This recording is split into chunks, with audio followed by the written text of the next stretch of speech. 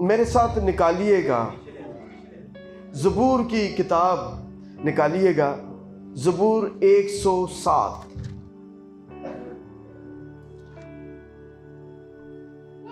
جس کے پاس بائبل مقدس ہو ضرور کھولیں۔ زبور 107، 60 نہیں 107، اس کی 20ویں آیت کو ہم پڑھیں گے۔ 107 اور اس کی 20ویں آیت۔ لیکن میں چاہتا ہوں کہ ہم 19 سے بلکہ تھوڑا سا اوپر سے 15 آیت سے پڑھیں گے، لیکن ہماری جو آج کی سندی آیت ہوگی وہ 20ویں ہوگی، میں اس لیے کہ ہم اس کے ٹیکسٹ کو تھوڑا سا سمجھ سکیں۔ لکھا ہے، کاش کے لوگ خداوند کی شفقت کی خاطر، کیا لکھا ہے جی؟ کاش کے لوگ خداوند کی شفقت کی خاطر اور بنی آدم کے لیے اس کے عجائب کی خاطر، یعنی وہ عجائب، وہ کام جو خدا انسانوں میں کرتا ہے اور اس کی شفقت، عجائب کی خاطر کیا کریں؟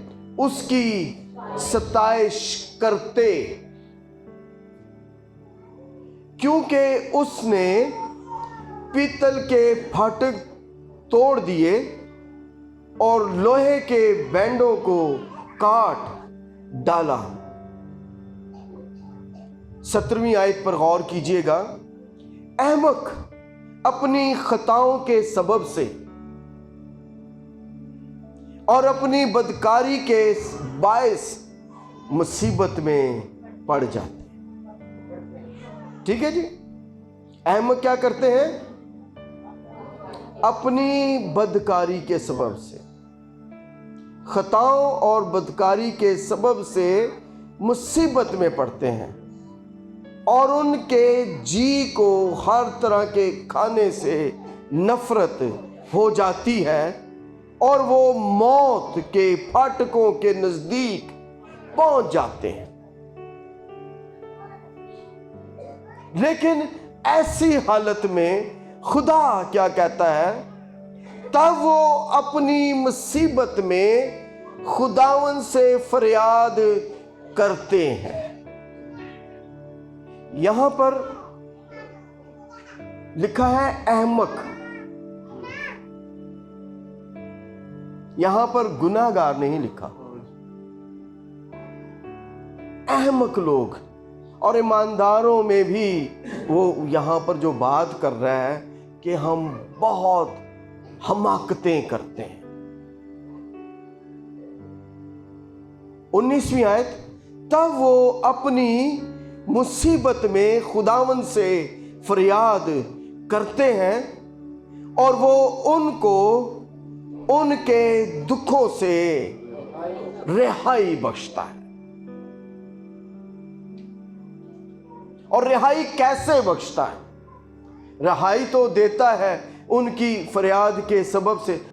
لکھا ہے، وہ اپنا کلام نازل فرما کر۔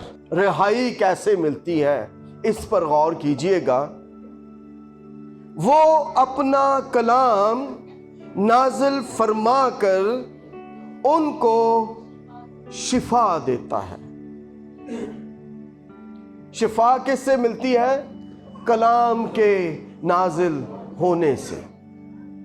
کلام کے بغیر شفا نہیں ملتی، اور نہ کلام کے سے دوری سے شفا ملتی ہے۔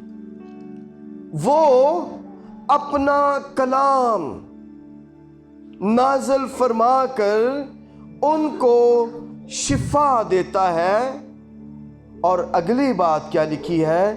اور ان کو ان کی ہلاکت سے رہائی بخشتا ہے۔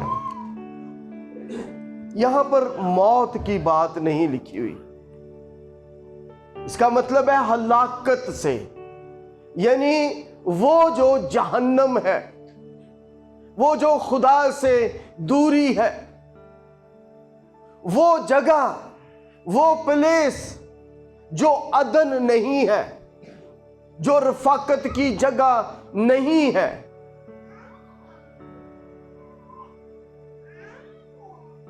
وہ اس سے رہائی بخشتا ہے۔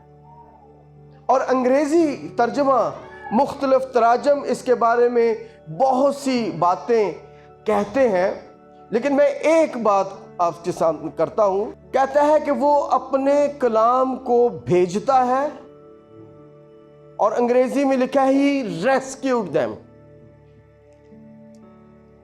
ریسکیو کا کیا مطلب ہے؟ کیوں؟ لیکن کب؟ جب وہ کسی مصیبت میں پھنس جاتا ہے، کوئی ایکسیڈنٹ ہو جاتا ہے، ریسکیو ٹیمیں ہوتی ہیں نا، کوئی پہاڑ سے گر جاتا ہے، کوئی کسی دریا میں ڈوب رہا ہوتا ہے، تو ریسکیو ٹیمیں جاتی ہیں اور ان کو کیا کرتی ہیں؟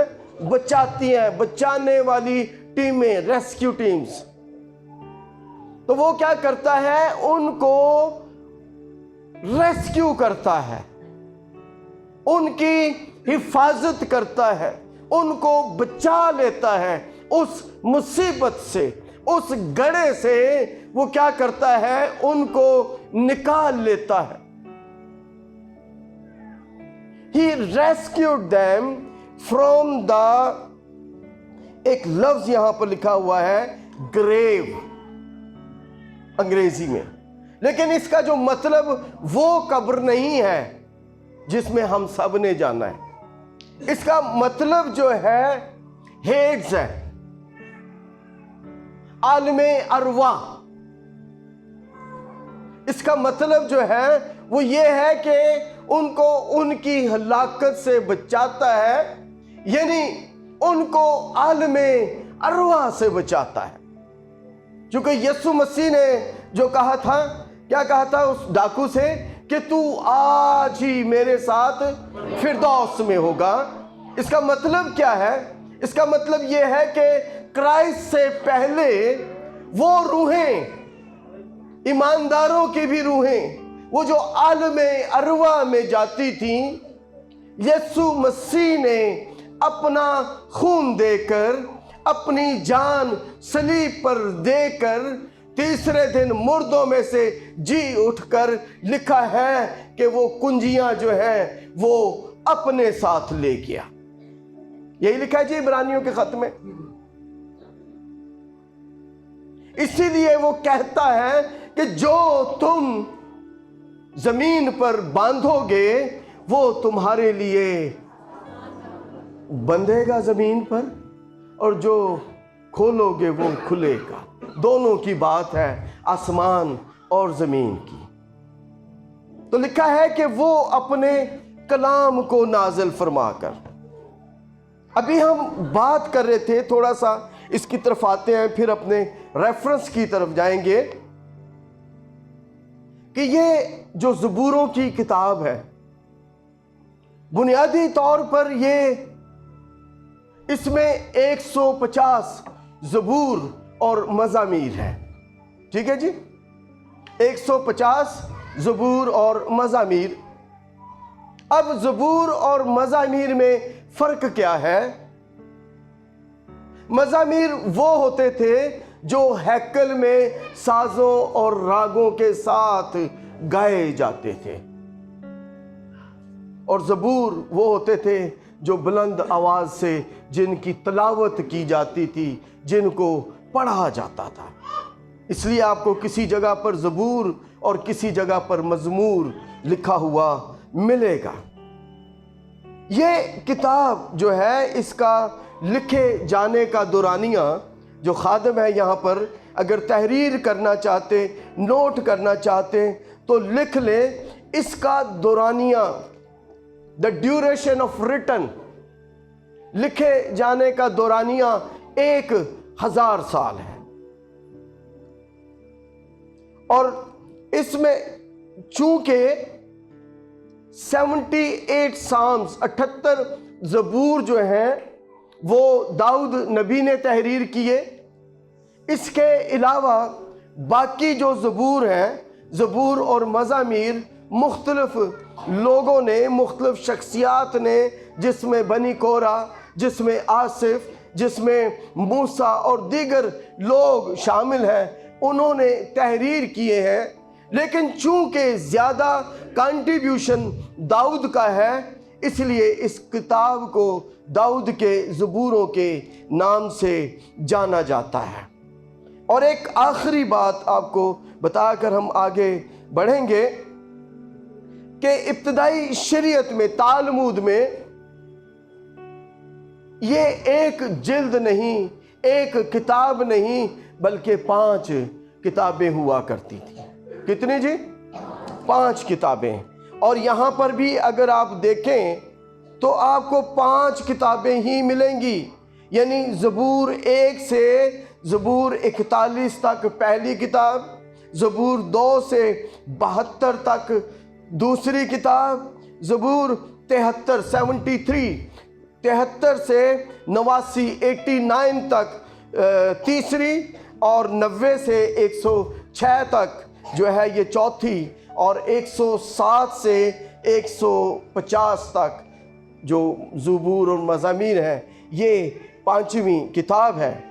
اور علماء اور تھیولوجنز یہ کہتے ہیں کہ یہ شریعت کی کتاب میں یہ درمیانی کتاب نہیں، بلکہ پہلی کتاب ہوا کرتی تھی، اور اس لیے یہ پہلی کتاب ہوا کرتی تھی تاکہ اس کتاب کے وسیلے سے خدا کی حمد و ثنا کی جائے، پہلے پرستش کی جائے، اس کی شکر گزاری کی جائے، تاکہ خدا کا تخت جو ہے وہ اس کے لوگوں کے درمیان لگ سکے۔ اور آج ہم نے دیکھا کہ کس طریقے سے خدا نے اپنے خادم پادری پطرس جان صاحب کو ورشپ کے وسیلے کے لیے استعمال کیا۔ تو ضروری ہے کہ خدا کا ابر، خدا کا روح جب اترتا ہے تبھی کلام ہوتا ہے۔ کلام مقدس میں لکھا ہے کہ جب گانے والے اور بجانے والے ایک روح ہو گئے تو خدا کا گھر اس کے ابر سے بھر گیا۔ انتہائی ضروری، انتہائی امپورٹنٹ۔ اگر نہیں اچھے طریقے سے گا سکتے تو ہم سن کر مل کر ضرور گائیں۔ سبب کیا ہے کہ منہ کو کھولنا جو ہے وہ ضروری ہے تاکہ برکت ہمیں مل سکے۔ کئی دفعہ میں لوگوں کو دیکھتا ہوں کہ وہ عبادت میں بیٹھے ہوتے ہیں، لیکن یوں لگتا ہے کہ پتہ نہیں کیڑی مصیبت نہ لا کے بہ گئے ہوتے ہیں۔ کبھی کسی کی طرف منہ اٹھا کر دیکھ رہے ہوتے ہیں، کبھی کسی کی طرف منہ اٹھا کر دیکھ رہے ہوتے ہیں، اور یوں لگتا ہے کہ جو زبردستی کسی نے بٹھایا ہوتا ہے پھاڑے کے۔ اپنے منہ کو خوب کھول۔ ہیلیلویا۔ کیا لکھا ہے؟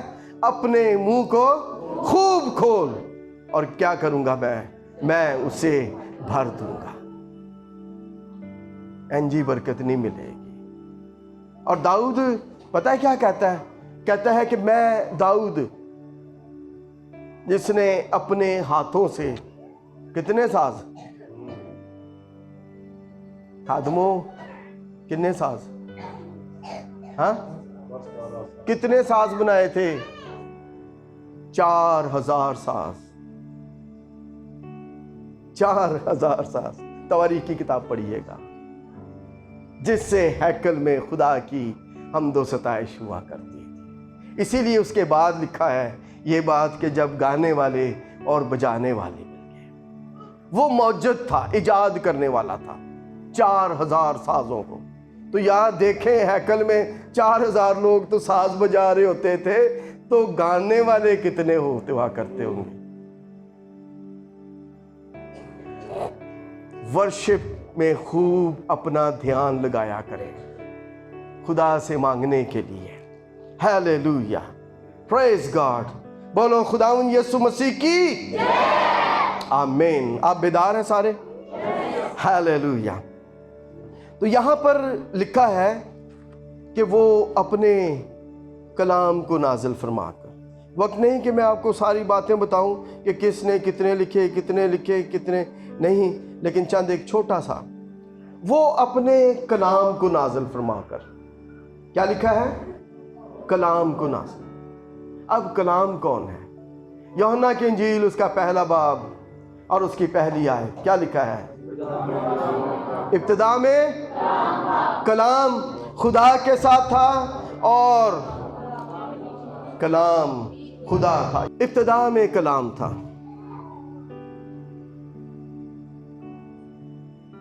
یاد رکھیے گا کہ یوحنا کی انجیل میں جب یہ بات لکھی گئی تو یوحنا رسول نے اس انجیل کو لکھنے کے لیے کا جو سبب تھا وہ پتہ کیا تھا؟ کہ یہودی اور غیر قوموں کو یہ بات باور کروائے کہ خدا جو ہے وہ یسوع مسیح ہے۔ اس میں آپ کو پڑھیے گا، نہ تو یسوع مسیح کی پیدائش ملے گی، یا نہ تو یسوع مسیح کو کے دکھ اور مصیبتیں ملیں گی، بلکہ اس میں خداوند یسوع مسیح کو ایک خدا کے طور پر کام کرتے ہوئے آپ کو نظر آئے گا۔ اس لیے وہ اس کا آغاز ہی یہاں سے کرتا ہے کہ ابتدا میں کلام تھا۔ ابتدا کب سے ہے؟ ازل کب سے ہے؟ یہ دیکھیں جی، مشرق کہاں ہے؟ کسی کو پتہ ہے؟ کبھی سوچا مشرق کہاں ہے؟ کتوں نکلتا ہے؟ پھر اگلا سوال ہے کتوں نکلتا ہے؟ تو کہاں ہے مشرق؟ یہ ہے نا سوال یا نہیں؟ مغرب کہاں ہے؟ ادن کتنے پھر؟ بات یہ ہے، جب ہم ابتدا کہتے ہیں، ابتدا کب سے ہے؟ جب سے خدا ہے۔ تو خدا کب سے ہے ہمیں پتہ ہے؟ کچھ ہم کہہ سکتے ہیں کہ کب سے خدا ہے؟ جب سے خدا ہے تب سے ابتدا ہے، اور خدا کی کوئی ابتدا نہیں ہے۔ خدا کی ابتدا ہے؟ بولیے گا، خدا کی ابتدا ہے؟ خدا کی ابتدا ہے ہی نہیں ہے۔ تو جب سے خدا ہے تب سے ابتدا ہے۔ آمین، ہیلیلویا۔ تو جب ہم بات کرتے ہیں کہ ابتدا میں کلام تھا، اس کا مطلب ہے، دیکھیں کہ خدا نہ جو ہے وہ پیدا نہیں ہوا، نہ بنا ہے، وہ جب سے خدا ہے۔ اب ہمیں نہیں پتا کب سے ہے۔ اور اسی طرح مشرق، مغرب، جنوب، شمال، یہ خدا نے صرف ایک سمتیں ٹھہرائی ہیں، حدود نہیں ٹھہرائی ہیں۔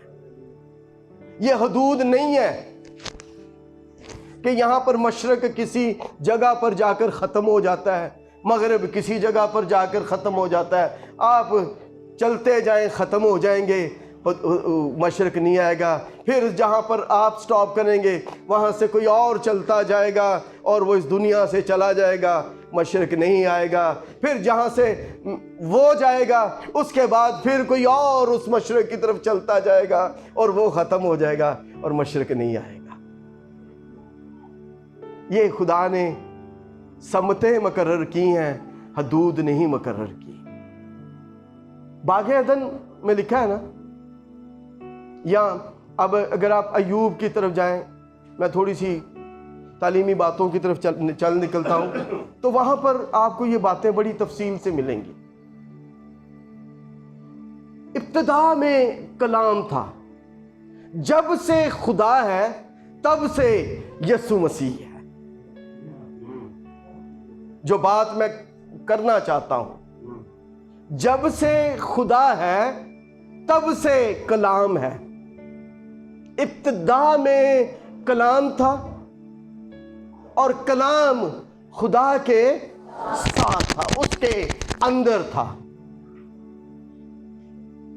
اور اگلی بات کیا لکھی ہے؟ وہ کلام خدا تھا۔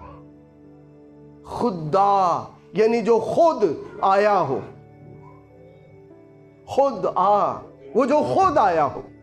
ابتدا میں کلام تھا، کلام خدا کے ساتھ تھا، اور کلام کیا تھا؟ خدا تھا۔ کلام کس کو کہتے ہیں؟ کلمہ۔ कैथोलिक बाइबल जो है उसको बयान करती है कलमा, मुंह से निकला हुआ वर्ड, मुंह से निकला हुआ लफ्ज, वो कलमा होता है। तो यीशु मसीह वो इब्तिदा में था, वो खुदा के साथ था, और वो क्या है? वो खुदा है। हालेलुया। हम किसी पैगंबर नबी की नहीं बल्कि उस क्राइस्ट की वर्शिप करते हैं जो खुदा है। Praise God, hallelujah. इसीलिए यूहन्ना की अंजील का जो मुसन्निफ है, यूहन्ना रसूल, ये कहता है कि सब चीजें उसके वसीले से पैदा हुई और उनमें से कोई भी ऐसी नहीं। एक जमीन है, एक यूनिवर्स है, सारी दुनिया है, एक वो है जिसको हम कहते हैं कॉस्मोस। कॉस्मोस समझते हैं? यानी जिसमें आपके सियारे, सितारे, हर चीज उसके अंदर आ जाती है। सब चीजें उसके वसीले से पैदा हुई और उनमें से कोई भी ऐसी नहीं जो उसके बगैर पैदा हुई हो। सो he was creator. Yeshu Masih creator था और क्रिएटर है। वो उस वक्त तख्लीक करता था और आज भी तख्लीक करता है। आमीन। अब पैदाइश की किताब की तरफ जाएं, पहले बाब में और उसकी पहली आयत में। वहां पर क्या लिखा है? खुदा ने इब्तिदा में जमीन और आसमान को पैदा किया। ठीक है जी, यही जुमला है। और उसके बाद लिखा है और खुदा की रूह पानी की सतह पर जुम्बश करती थी। खुदा बाप, खुदाए रूहुल कुद्स, और उसने कहा कि रोशनी हो जा। उसके मुंह से कलमा निकला और उसने तख्लीक करना शुरू कर दिया। आमीन। और वो कलमा कौन था? वो खुदावंद यीशु मसीह। वो कलाम कौन था? वो खुदावंद यीशु मसीह था। उसने कहा, यानी मैंने कहा कि वर्ड, हमने यूहन्ना की इंजील में क्या पढ़ा कि इब्तिदा में कलाम था, कलाम खुदा के साथ था, और इसके लिए लफ्ज़ जो है वो कलमा है। कैथोलिक तर्जुमे में कलमा इस्तेमाल हुआ है। कलमा उसके मुंह से निकला और वो तख्लीक कर रहा था। वो कायनात को, पहाड़ों को, चांद को, सितारों को, सियारों को, आसमान को, ज़मीन को, रोशनी को, मुझे और आपको और इस सारे जानवरों को, हर एक चीज़ को तख्लीक कर रहा था। इसलिए यूहन्ना का अंजील का मुसन्निफ कहता है कि सब चीज़ें उसके वसीले से पैदा हुई और उनमें से कोई भी ऐसी नहीं जो उसके बगैर पैदा हुई। और यहाँ पर 107 ज़बूर में इसका मुसन्निफ ये कहता है कि वो अपने कलाम को नाजिल करता है। मैं बात कलाम कलमे की करता है। He sent forth his word। वो अपने कलाम को नाजिल करता है। और मैं आपको बताना चाहता हूँ, यही वो मुकाशफा था जो दाऊद को मिल गया था, जब वो कहता है कि मैंने तेरे कलाम को अपने दिल में रख लिया ताकि तेरे खिलाफ गुनाह ना करूं। वो कौन था कलाम? यीशु मसीह था, जिसका मुकाशफा दाऊद को अपनी जिंदगी में मिल गया। वो इन लिखी हुई बातों की बात नहीं कर रहा, ये तो वो है जो उसने लिख दी। गौर कीजिएगा, दाऊद ने लिख दी तो वो क्या, वो इन लिखी हुई बातों की वो बात कर रहा है कि मैंने तेरे कलाम को, दर हकीकत उसको क्राइस्ट का मुकाशफा मिल गया। کہتا ہے کہ میں نے تیرے کلام کو، اور جب کلمہ ہماری زندگی میں ہمارے دل میں آ جاتا ہے تو ہم یاد رکھیں گناہ سے بچ جاتے ہیں، گناہ سے محفوظ ہو جاتے ہیں۔ اسی لیے یہ کلمہ جب داؤد کو اور ملا تو وہ کہتا ہے کہ تیرا کلام میرے قدموں کے لیے چراغ اور میری راہ کے لیے روشنی ہے۔ وہ اس ورڈ کی بات نہیں کر رہا تھا، وہ اس کلمے کی بات کر رہا تھا جو یوحنا کی انجیل میں بھی لکھا ہے، اس میں نور تھا، اس میں زندگی تھی۔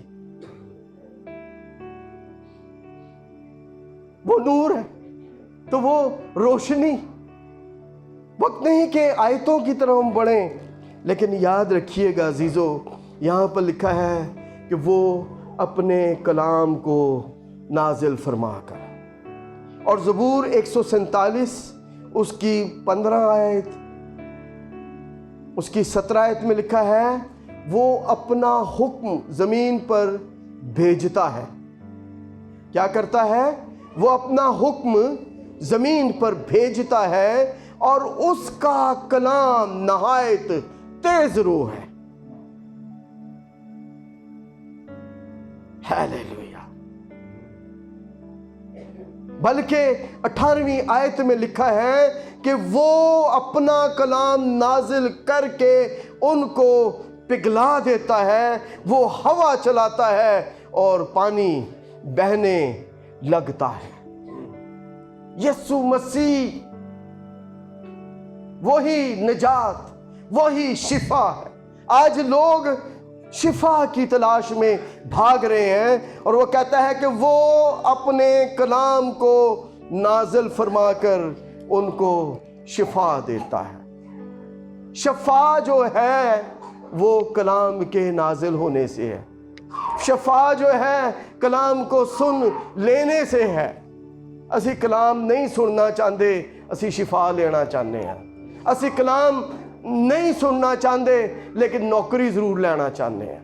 اسی کلام نہیں سننا چاہتے لیکن اپنی مصیبتاں تو، بیماریاں تو رہائی ضرور پانا چاہتے ہیں۔ اگر آپ کو ڈاکٹر کے پاس جانے سے شفا ملتی ہے، ڈاکٹر کے بغیر نہیں اس دنیا میں، تو وہ جو عظیم ڈاکٹر ہے اس کے پاس آنے سے شفا ملے گی۔ پادری صاحب میں آج گرجے اس لیے نہیں آیا یہاں کہ میں آج بیمار سا، تو پھر تو زیادہ آنا چاہیے تھا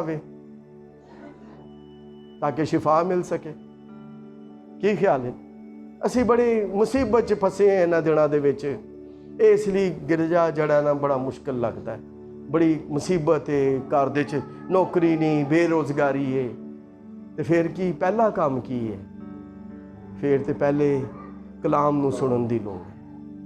یاد رکھو، پھر یہ جان گیاں جے بیماریاں، پھر بھی جان گیاں جے مشکلاں، پھر ہی جان گیاں جے حالات و واقعات، تبدیلیاں خاندان دے چ جڑے مسئلے مسائل ہیں۔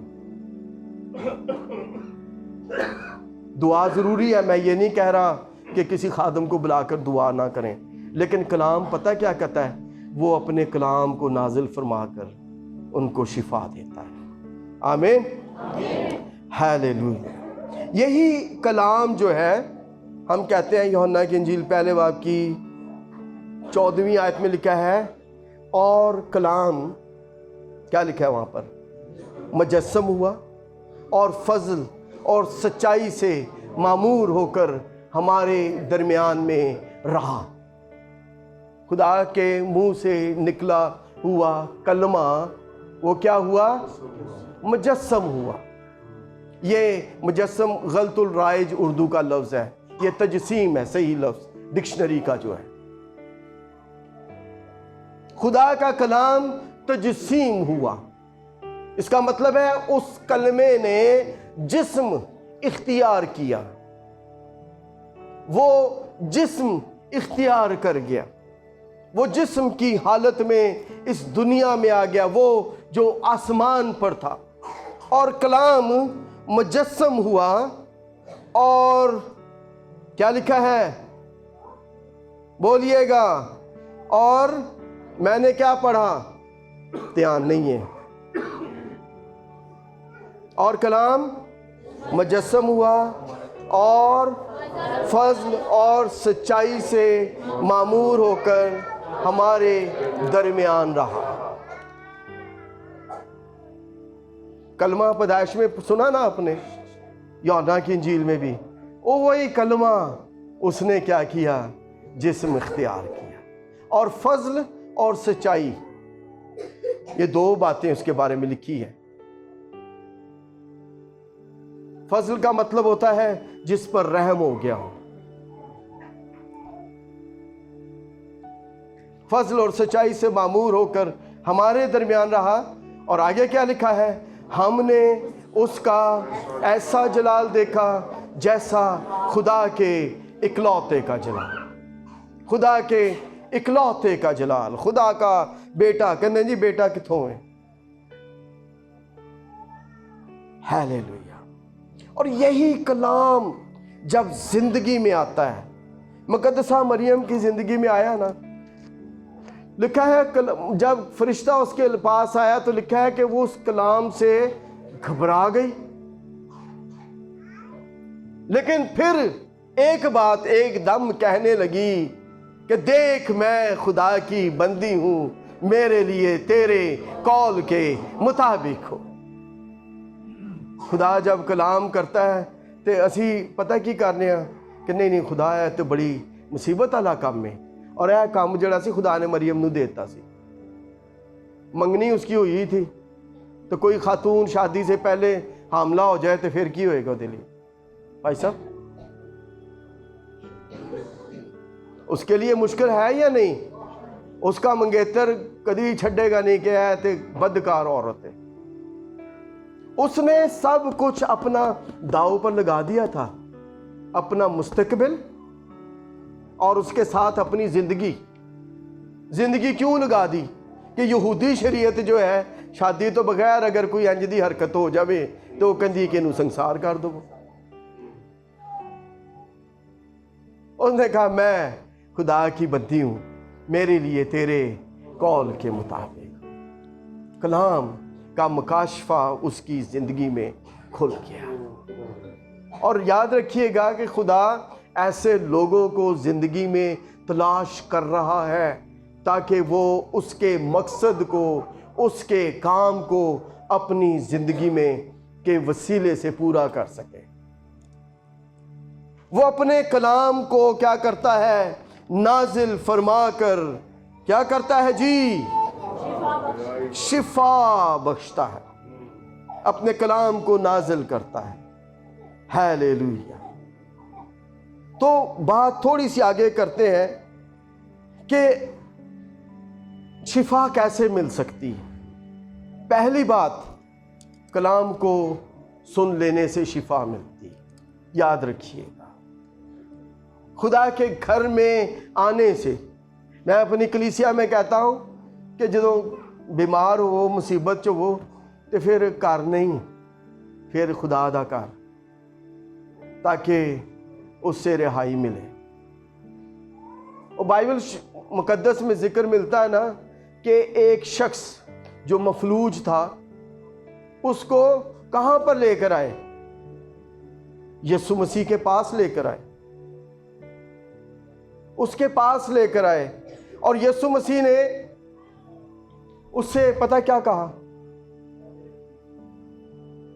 جا تیرے گناہ معاف ہوئے۔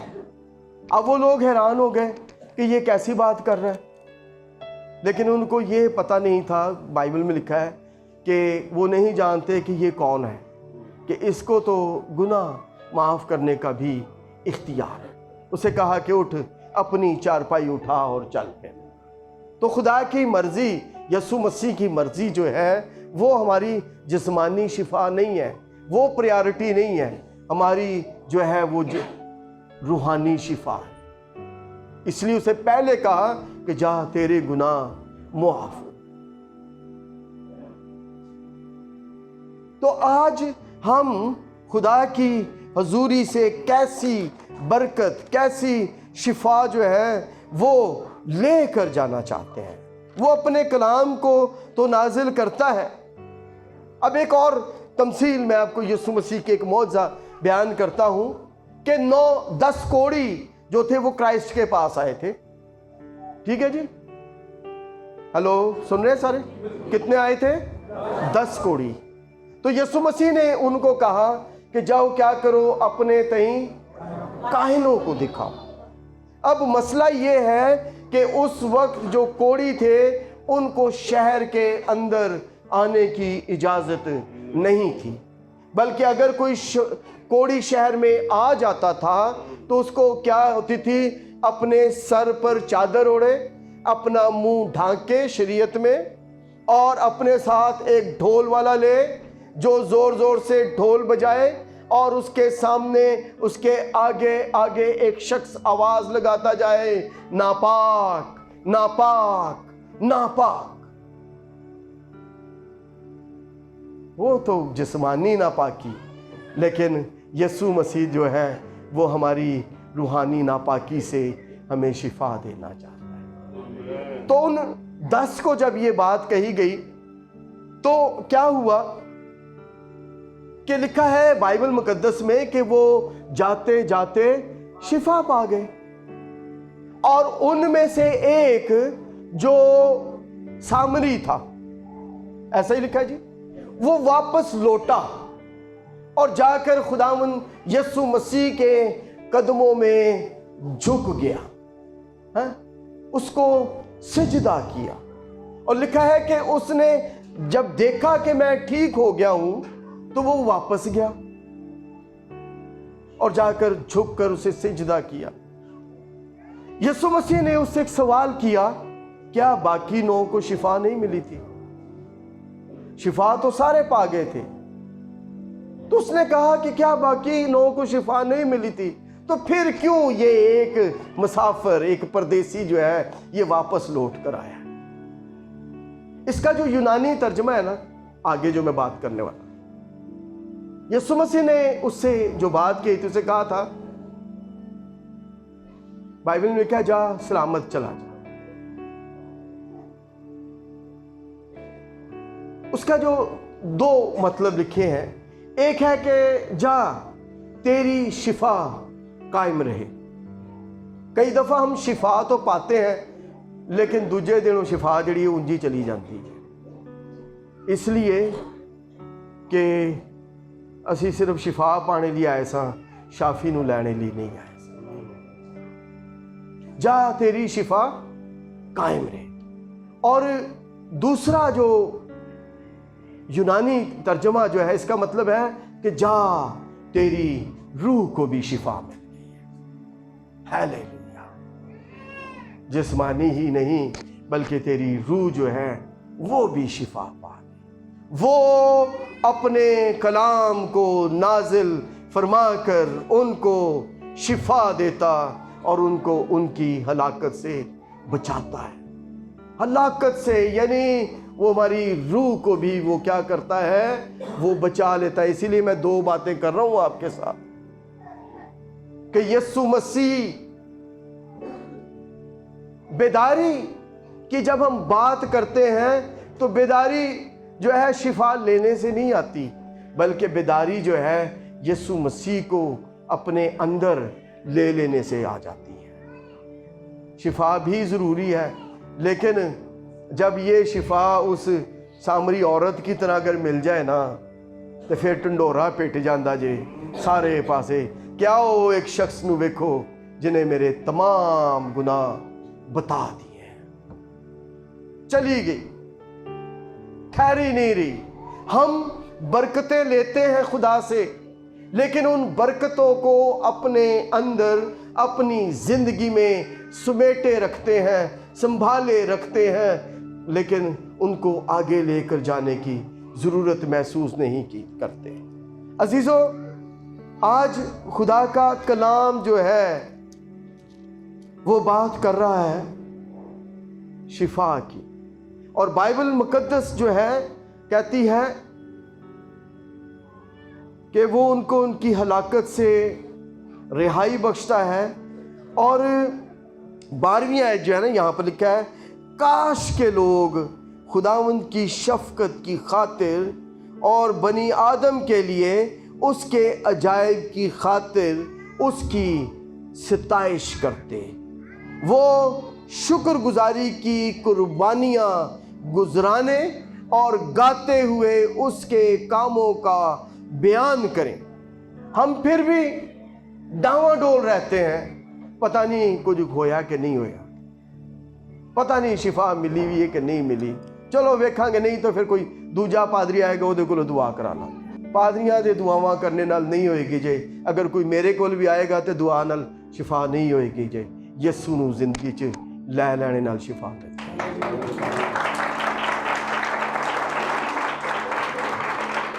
زندگی نجات یسوع مسیح کو لے لینے سے۔ اگر خدا ہمارے ساتھ ہے تو کون ہمارا مخالف ہے؟ میں یہ نہیں کہہ رہا کہ خدا اپنے لوگوں کو استعمال نہیں کرتا، لیکن میں یہ کہہ رہا ہوں کہ یسوع مسیح کو اس نے جب بھی کسی کو برکت دی، پتہ کیا کہا؟